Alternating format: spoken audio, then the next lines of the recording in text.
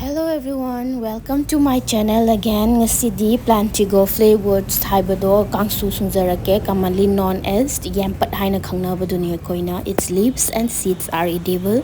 This common garden weed have a loads of health benefits, reducing inflammations to aiding digestion and promoting wound healing, arthritis, adagi motion pain, adagi futlaga mahi sisu thaknai as a treatment for kidney stone and other urinary tract disorder.